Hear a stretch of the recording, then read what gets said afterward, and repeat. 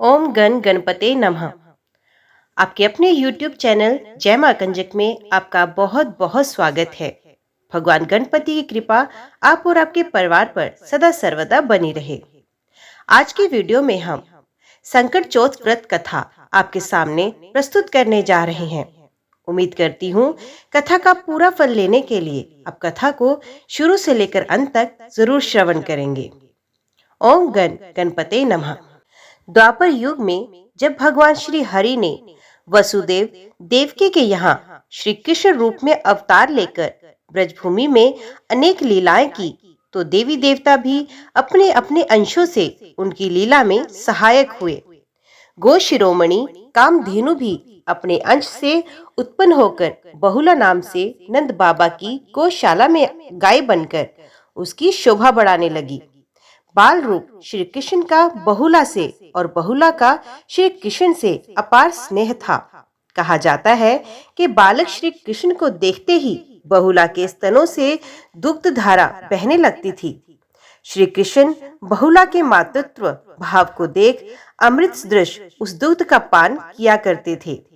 एकदा बहुला वन में घास चर रही थी। उसी समय श्री कृष्ण को बाल लीला सूझी। उन्होंने माया से सिंह का रूप धारण कर लिया। बहुला सिंह को देखकर भयभीत हो गई और थर थर कांपने लगी। बहुला दबी जुबान में सिंह से कहे, हे वनराज, मैंने अभी अपने बछड़े को दूध नहीं पिलाया है। वे मेरी प्रतीक्षा कर रहा होगा, अत मुझे जाने दीजिए। मैं उसे दूध पिलाकर तुम्हारे पास आ जाऊंगी, तब मुझे खाकर अपनी भूख मिटा लेना। सिंह ने कहा, मृत्यु पाश में फंसे जीव को छोड़ देने पर उसके पुण्य वापस लौटकर आने का क्या विश्वास। निरुत्तर होकर बहुला ने सत्य और धर्म की शपथ ली। तब सिंह ने उसे छोड़ दिया। बहुला गौशाला में जाकर प्रतिशारद भूख से व्याकुल बछड़े को दुग्ध पान कराया। पुण्य उसके बाद अपने वचन की रक्षा हेतु सिंह के पास वापस आ गई। बहुला को देखकर सिंह का स्वरूप धारण किए हुए श्री कृष्ण प्रकट हो गए और बोले, बहुले, ये तुम्हारी अग्नि परीक्षा थी। तुम अपने सत्य धर्म पर दृढ़ रही, अति इसके प्रभाव से घर घर तुम्हारा पूजन होगा तथा आज से गौ माता के नाम से जानी जाओगी। बहुला भगवान श्री कृष्ण का आशीर्वाद प्राप्त कर अपने घर लौट आई और अपने बछड़े के साथ आनंद से रहने लगी।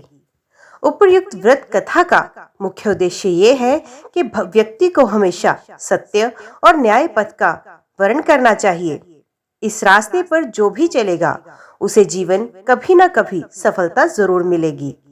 कहा भी गया है, सत्यमेव जयते, अर्थात सत्य की ही विजय होती है। अत इस व्रत का पालन करने वाले को सत्य धर्म का अवश्य ही निर्वहन करना चाहिए। साथ ही अपने कर्तव्य पद से कभी भी च्युत नहीं होना चाहिए।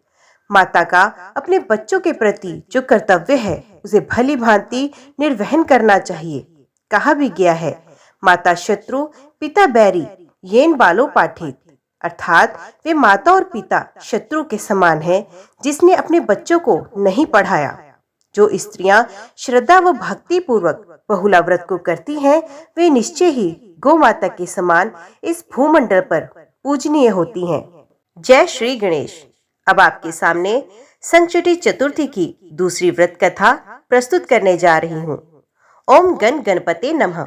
एक समय की बात है कि विष्णु भगवान का विवाह लक्ष्मी जी के साथ निश्चित हुआ। विवाह की तैयारी होने लगी।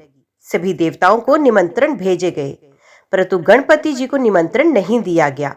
कारण जो भी रहा हो, अब भगवान विष्णु के बारात जाने का समय आ गया। सभी देवता अपनी पत्नियों के साथ विवाह समारोह में आए। उन सब ने देखा कि गणपति जी कहीं दिखाई नहीं दे रहे। तब वे आपस में चर्चा करने लगे कि क्या उन्हें न्योता नहीं दिया गया या वो स्वयं नहीं आए। सभी को इस बात पर आश्चर्य हुआ। तभी सबने विचार किया कि विष्णु भगवान से इसका कारण पूछा जाए। विष्णु भगवान से पूछने पर उन्होंने कहा कि हमने गणेश जी के पिता भोलेनाथ महादेव जी को न्योता भेजा है।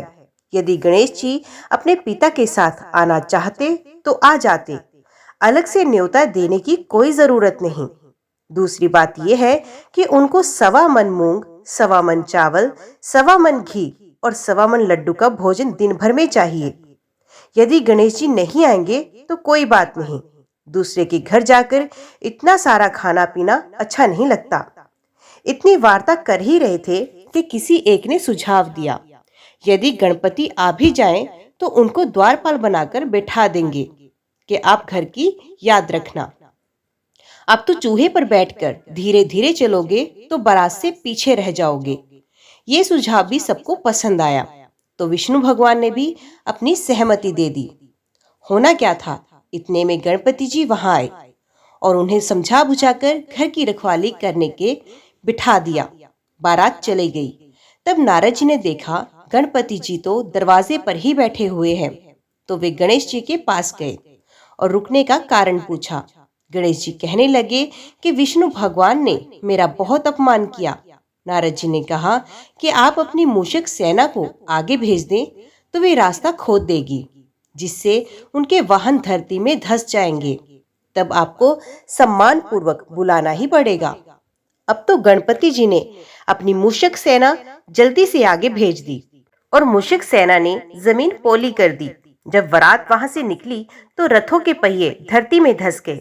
लाख कोशिश करे परंतु पहिए नहीं निकले। सभी ने अपने अपने उपाय किए, परंतु पहिए तो नहीं निकले, बल्कि जगह जगह से टूट गए। किसी की समझ में नहीं आ रहा था कि अब क्या किया जाए। तब तो नारद जी ने कहा, आप लोगों ने गणेश जी का अपमान करके अच्छा नहीं किया। यदि उन्हें मनाकर लाया जाए तो आपका कार्य सिद्ध हो सकता है और संकट टल सकता है। शंकर भगवान ने अपने दूत नंदी को भेजा और वे गणपति जी को लेकर आए। गणेश जी का आदर सम्मान के साथ पूजन किया गया। तब कहीं रथ के पहिए निकले। अब रथ के पहिए निकल को गए, परंतु वे टूट फूट गए, तो उन्हें सुधारे कौन। पास के खेत में खाती काम कर रहा था, उसे बुलाया गया।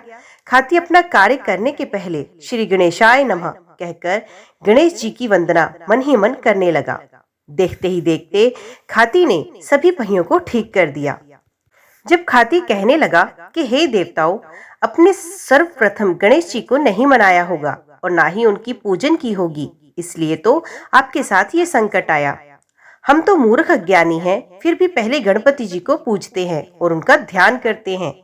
आप लोग तो देवता गण हैं, फिर भी आप गणेश जी को कैसे भूल गए।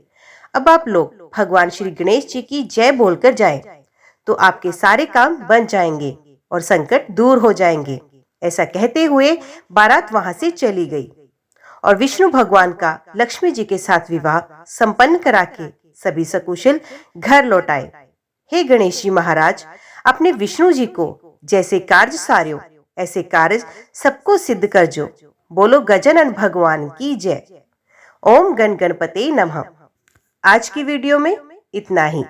उम्मीद करती हूँ वीडियो आपको पसंद आई होगी।